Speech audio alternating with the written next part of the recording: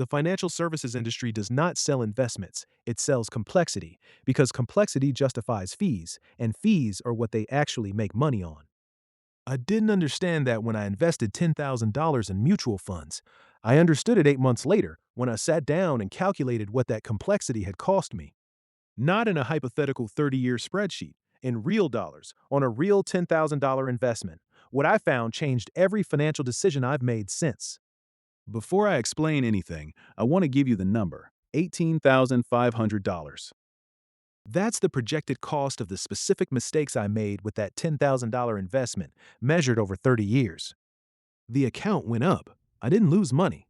But the gap between what I earned and what I should have earned, compounded, is $18,500. On $10,000, that's the cost of not knowing. And every year you don't know it, the cost grows. There were 5 separate mistakes in this story. The first 2 were about how I chose the funds. The last 3 were about what those choices actually cost me. You can fix the behavior in an afternoon, but the cost runs for decades if you don't. When I had $10,000 ready to invest, I researched 5-star funds, 5-year returns, outperformance. It felt responsible. It wasn't.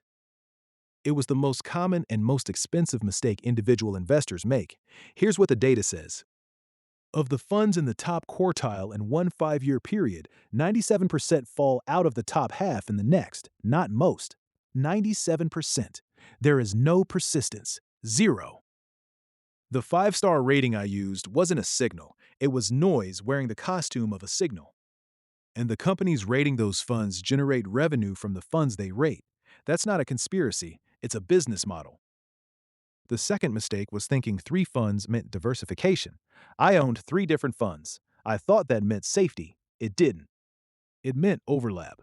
Look at the top holdings: Apple, Microsoft, Amazon, Google, Meta, Tesla, Nvidia, Berkshire, JP Morgan. All 3 funds owned basically the same companies. The overlap wasn't 90%, it was 95%. I wasn't diversified, I was concentrated in the same companies, 3 times. When tech crashed, all 3 crashed together. When tech boomed, all 3 boomed together.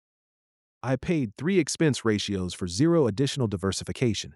Diversification isn't about the number of funds, it's about the underlying holdings. One total market index fund owns roughly 3,500 companies. One fund, 0.03% expense ratio. That's actual diversification. Those were the behavioral mistakes. Here's what they cost me. Before you look at performance, sort by expense ratio, because the expense ratio is the only number on that page that reliably predicts future returns. This is where the $18,500 mostly comes from. My 3 funds charge 0.68%, 0.82%, and 0.75%, all under 1%. They looked small. They are not small. Here's the math. $10,000 invested at 8% annually grows to about $100,600 in 30 years.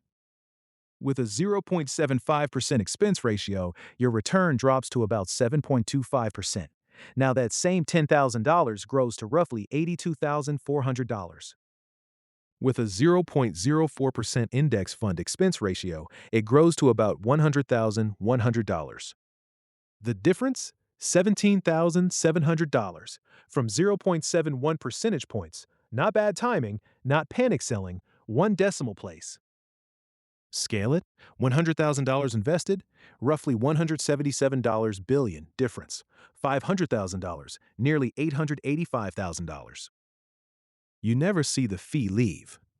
There's no invoice, no bill, just a slightly smaller future. Star ratings are what the industry advertises. Expense ratios are what the industry hides. There was another cost I didn't understand.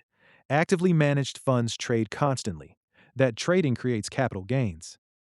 Capital gains get distributed to you, even if you didn't sell anything, even if your account went down. My funds had turnover rates of 67%, 94%, and 112%. One replaced its entire portfolio more than once a year. I didn't have to sell anything to owe taxes. The fund sold. I paid. That's when I realized the incentives weren't aligned. I thought I was the client.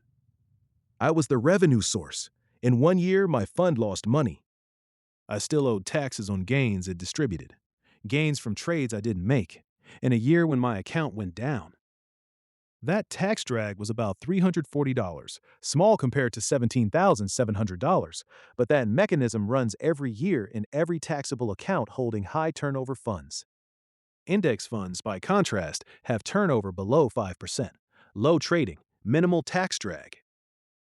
If you insist on holding active funds, hold them in tax-advantaged accounts. If you're using taxable accounts, use low-turnover index funds.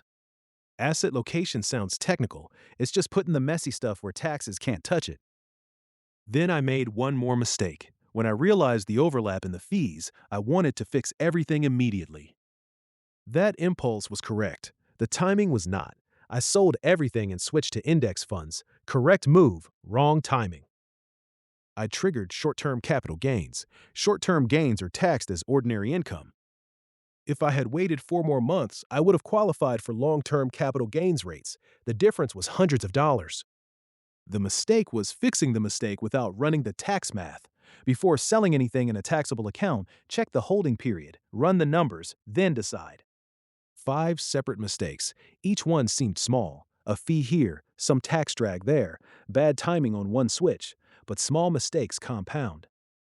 Here's exactly where the $18,500 came from. About $17,700 from the expense ratio gap over 30 years. About $340 from capital gains distributions. About $280 from short-term versus long-term tax treatment. About $180 from initial underperformance. Almost all of it came from fees. Everything else was noise. I stopped asking which fund would outperform. I started asking what it was going to cost me. That shift changed everything. I went to Vanguard's website. I searched for a total market index fund. I filtered by expense ratio. I found one that cost 0.03%. I calculated what switching would cost in capital gains taxes and what staying would cost in excess fees. Switch in one afternoon, one decision, one portfolio that now works for me instead of against me. The financial services industry makes over $500 per year, not by being right, by being paid, from complexity, from fees you don't see, from the gap between what your money could become and what it actually becomes. That gap was $18,500 for me.